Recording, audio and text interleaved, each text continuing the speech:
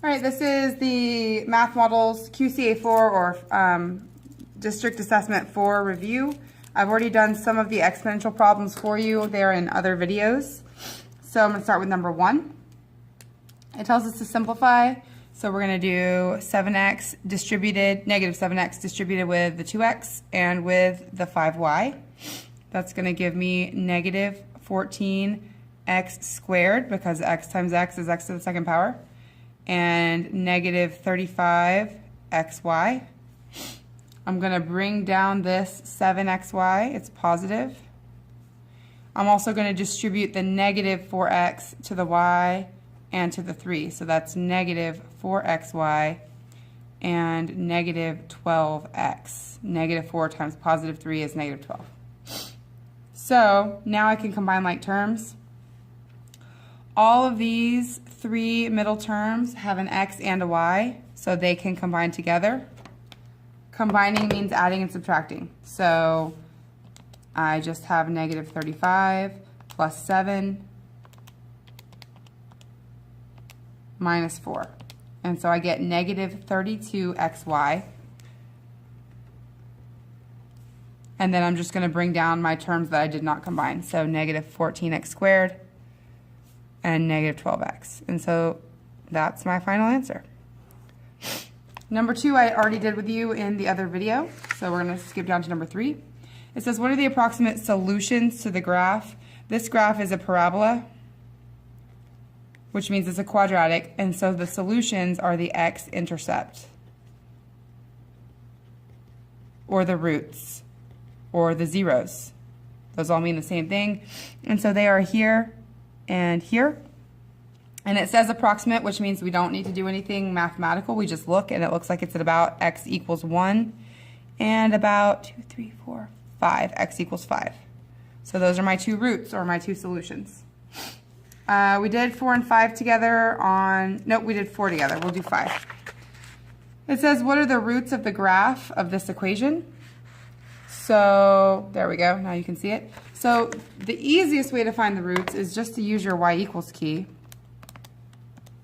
We're going to type in x squared minus 7x plus 6, hit graph. I can see it's going to have 2 roots, or 2 solutions. It looks like they're at 1 and 5, but I can double check to make sure by looking at my table. And remember, the zeros are where the y is 0, or the roots. So we have 1 and 6. Positive 1 and positive 6 are my 2 answers. So the 2 roots are x equals 1 and x equals 6. Or I could write them as 1 comma 0 and 6 comma 0. That's another way to write that same answer. All right, turn the page. Number 6. A function representing the area of a rectangle is this.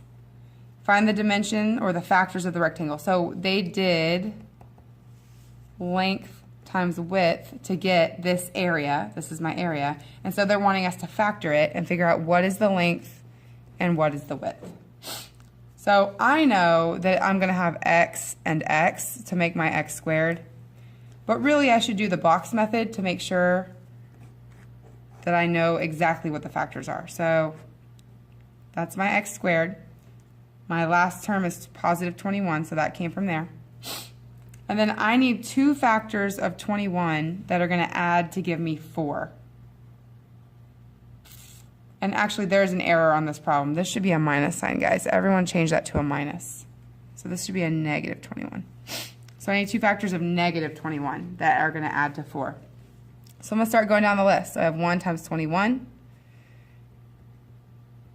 I have 2, no, that won't work. 3 and 7. And those are the only factors of 21 that I can think of.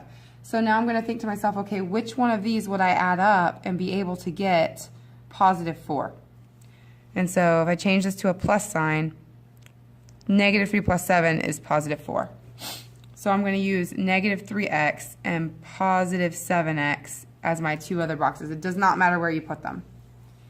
So then we can start figuring out what our factors were. The factors were the things on the outside that we multiplied to get this. So I know to get x squared, I did x times x. And then to get my negative 3x, it would be x times something here. So x times negative 3 is what I would have had to put to get that negative 3x. And then to get my 7x, it was something times x. Well, that would have to be positive 7. So 7 times x gave me 7x. And then just to double check, 7 times negative 3, yes, that does give me negative 21. So my two factors are x minus 3 and x plus 7. Now on the test, you're going to want to make sure you check this. And the easiest way to check it, you could of course distribute, double distribute, or do the box method and solve it. But the easiest way is just to type it in. I'm going to type in my original problem for x. Remember, we changed this to say minus 21. And then I'm also going to type in my two factors. And once I have those typed in, if I hit graph, the parabola that I see should be the exact same parabola for both. That means they're equivalent. So as long as I only see the one parabola, then I'm good. And you can zoom out if you want, just to make sure. And there's my one parabola. And now it's graphed both of them, so we're good to go. Everything on here matches up, and so these are the two factors. That's my length and my width of my rectangle. Okay, we're skipping over 7 and 8. We've already done those. Number 9. Winston is riding his bicycle from his house to his friend's house. His trip is graphed below. It shows us the distance he travels over certain periods of time. Put the letters for each segment in order from slowest to fastest. So think about this. Slowest would be a small distance in a long amount of time. And fastest would be a long distance in a small amount of time. So when it goes the smallest distance in the longest amount of time, that's when it's going slow. So this is pretty slow. This part right here, its distance hasn't even changed. It goes from here to here. Time kept going, but they didn't move any distance up. So B is the slowest. And then D is also the slowest. They're both stopped. This is stopped, and this is stopped. So it really doesn't matter which order you put those in because they're both stopped. They're the same speed, 0. Then A is slower than C because A is a shorter distance in a longer time. And you can see for C, it's from here to here. That's a bigger distance in looks like the same amount of time. So A and then C is the fastest. All right, number 10, find the result of 16x to the 6th y z squared divided by 4x to the 3rd y to the 5th. First thing I'm going to do is I see a letter with no exponent on it, so I'm going to put a 1 here to hold that place so I don't get confused. Then I'm going to remind myself that these regular integers, these regular numbers, just follow regular math rules. So 16 over 4 means 16 divided by 4, which is 4. So I just divide those regular. Then I look at my variables with my exponents. The 6 and the 3 are both powers of x, and I can subtract them. So 6 take away 3, 6 minus 3 is 3. So we still have x to the 3rd power. And I'm going to subtract my exponents on my y variable as well. 1 minus 5 gives me y to the negative 4 power. Since it's a negative exponent, if I want to make it positive, I can flip it down to the bottom. So it's going to be y to the positive 4 in the denominator down here. So we've taken care of that, we've taken care of that, we've taken care of that, and all we have left is this z squared. Nothing goes with that, so I'm going to leave it on top as z squared. And so that's my final answer for that problem. All right, number 11, Thomas received his monthly paycheck. His total pay for the month was $2,000.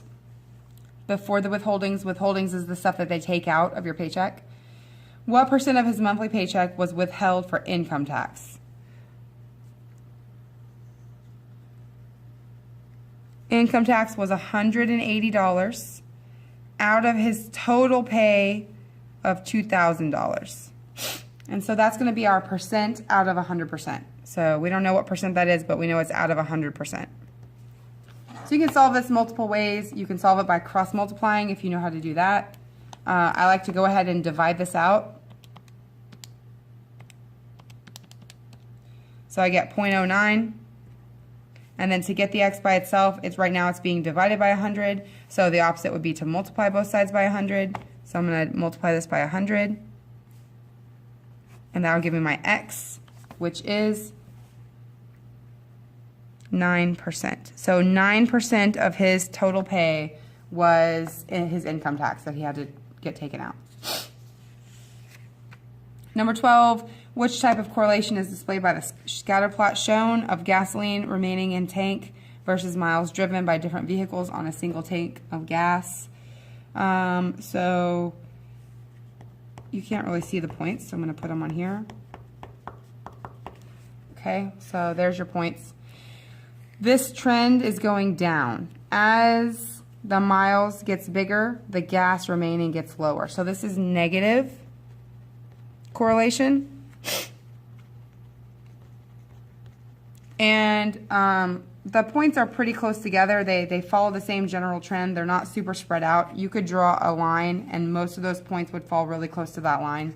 So I would say this is a strong negative correlation.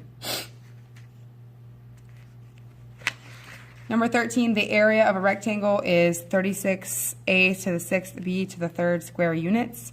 If the width of the rectangle is 6a squared b units, what is the length? So if we remember that area of a rectangle is length times width, and they want us to find the length, to get the L by itself, we're just dividing both sides by width, right? So to solve this for length, I just need to take my area and divide it by my width. So my area was 36, and my width is 6a squared b. So now I can solve that problem. Just like before, we're going to divide the integers, the whole numbers. Just regular divide. 36 divided by 6 is 6. Then we're going to subtract our exponents. 6 minus 2 is a to the 4th. And we're going to subtract these exponents. Don't forget that this b has an exponent of 1. So 3 minus 1 would be b to the 2nd power. So that's my length of my rectangle. And you could check that by multiplying this length times this width, and you should end up with this area. Number 14 we did already. It's an exponential growth. If you need help with it, it's in the other video. And also number 15 is in the other video. So that concludes your review. If you need to go back and look at the other videos over the exponential functions, go ahead and make sure you do that and be prepared for your test.